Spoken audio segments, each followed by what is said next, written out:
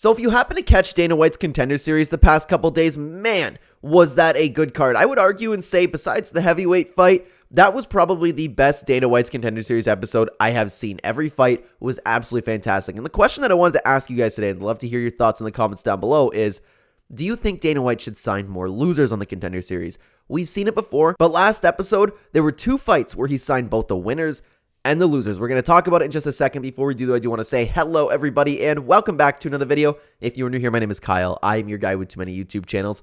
Let's talk about this whole thing. So, I have the new signings, and of course, the names don't come off the top of my head besides Danny Silva, because I'm a big LFA fan, and I know Danny Silva. So, we have Vinicius Oliveira, Ernesta Carachidi, Carly Judas, Danny Silva, like I just said, Angel Pacaccio, and Danny Barlow. Those couple of those names I probably mispronounced, but man, did they put on a good fight. I was sitting and watching with my brother, my uncle, and my dad, and we were watching these 2 girls go at it. And Dana White even said that they fought like dudes, which was great. It's true. They walked forward, swung, and it wasn't just like a bar fight swinging. They had technique behind it. And I looked at my brother, and I've said this quite a few times in the Contender Series. I don't care what happens in this fight. Sign both guys.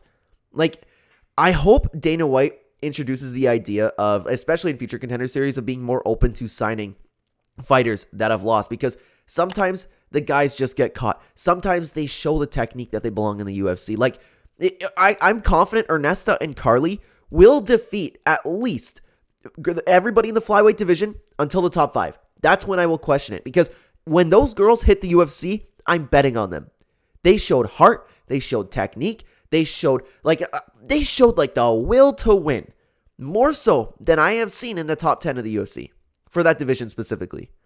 They're going to go in and they're going to kill it. So I was like, for Carly to not get signed, that's crazy. And it was a split decision loss, so I'm very happy that Dana White signed him. And man, I knew Danny Silva was going to get signed. Obviously, that performance was nuts, but he did the same for Angel Pacaccio.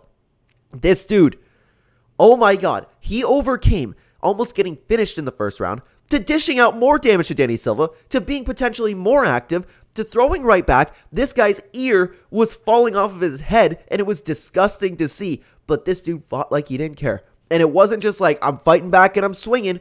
He used technique. He almost like, Danny Silva has such a chin on him. Angel would have come back and knocked out so many guys.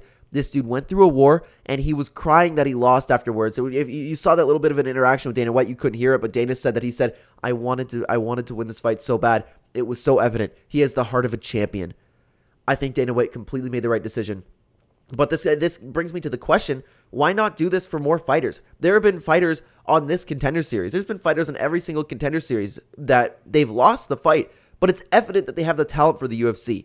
It's evident that they belong here. It sucks that there's only one opportunity, one time, and sometimes guys just show it.